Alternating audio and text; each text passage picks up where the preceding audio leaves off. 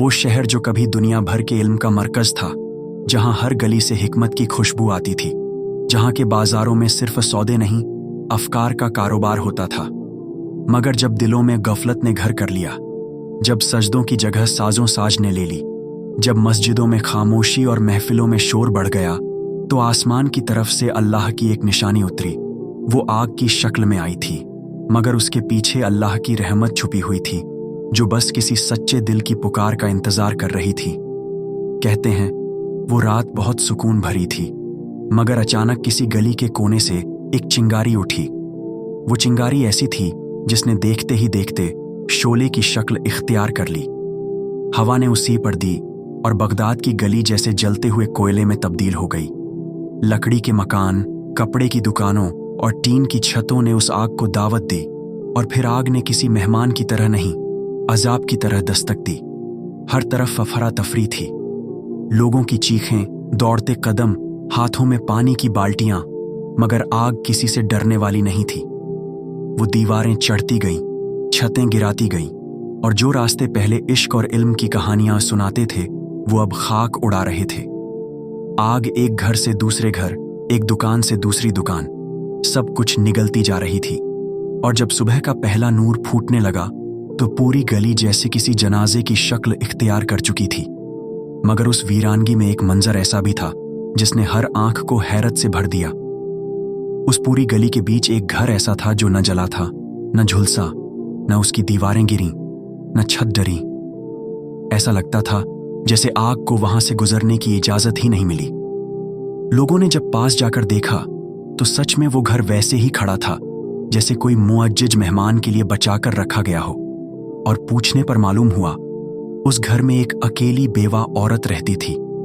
न उसका कोई बड़ा खानदान, न दौलत का अंबार, न किसी सुल्तान की सरपरस्ती, बस एक औरत, एक नमाजी, एक रातों की सजदागुजार, जो हर रात अपने रब से गुफ्तगू किया करती थी। तहज्जुद उसकी आदत नहीं, उसकी जरूरत थी, और उसकी सबसे प्यारी दुआ ये होती थी, ऐ मेरे मालिक, तेरी रहमत तेरे गजब से बड़ी है, मुझे तेरी रहमत की ओट में रख ले।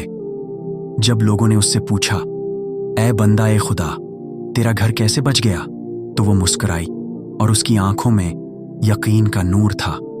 उसने जवाब दिया, मैं जानती हूं कि मैंने कुछ नहीं किया, बस हर रात उठकर अपने रब से कहती थी, ऐ रहम करने वाले, मुझे अपने गजब से बचा ले। और मेरा रब ऐसा करीम है कि उसने मेरी फरियाद को ठुकराया नहीं। उसकी बात सुनकर लोग खामोश हो गए। किसी के पास कोई जवाब नहीं था, बस आंखों में आंसू थे और दिलों में हसरत। उन्हें पहली बार एहसास हुआ कि जिस ताकत पर वो भरोसा करते थे, दौलत, ताकत, रिश्ते, तिजारत, वो सब उस आग के सामने राख बन गए। मगर एक औरत का यकीन, उसकी दुआ, उसकी रातों की इबादत उस आग से भी मजबूत साबित हुई। उस दिन बगदाद की वो गली एक औरत से नहीं, अल्लाह से शर्मिंदा थी, और उस शर्मिंदगी में एक पूरी कौम को तौबा का रास्ता मिल गया। फिर उसी गली में एक बार फिर रौनकें लौटीं, मगर अब महफिलों में गजलें नहीं, कुरान की तिलावत गूंजती थी। अब वो गली फिर बगदाद की रूह बन चुकी थी, और उसकी जान थी एक औरत की दुआ, एक मोमिन का यकीन, और एक रब की रहमत जो आज भी अपने बंदों की पुकार सुनने के लिए तैयार है। अगर आज भी हमारी जिंदगियां जलती हैं गमों की आग में, बीमारियों की लपटों में, तन्हाइयों की तपिश में, तो हमें उस औरत की तरह रब से ताल्लुक जोड़ना होगा। हमें अपने सजदों को जिंदा करना होगा, अपनी दुआओं में सच्चाई भरनी होगी, और अपनी रातों को तहज्जुद से रोशन करना होगा। क्योंकि रब आज भी वही है जो अपने किसी सच्चे बंदे की दुआ पर पूरी कौम की किस्मत बदल देता है। आज भी हमारी जिंदगियां मुख्तलिफ आगों में घिरी हैं, गमों की, फिक्रों की, बीमारियों की, नफरतों की। हमें हर वक्त मदद की तलाश रहती है, लेकिन हम अपने रब की रहमत को पुकारना भूल जाते हैं। अगर आज हम तहज्जुद को अपनी रातों की जीनत बना लें, दुआ में इखलास और यकीन पैदा कर लें, तौबा को अपनी रूह की सच्चाई बना लें, तो यकीनन अल्लाह की रहमत आज भी उतनी ही तेज है जितनी बगदाद की उस गली में थी। अल्लाह आज भी सुन रहा है, बस कोई पुकारने वाला हो। हर इंसान गुनाहगार है, मगर जो तौबा करता है वो अल्लाह के सबसे करीब हो जाता है। कुरान कहता है, अल्लाह तौबा करने वालों से मोहब्बत करता है। सूरह बकरा आयत 220। उस औरत की दुआ में एक गहरी तौबा थी।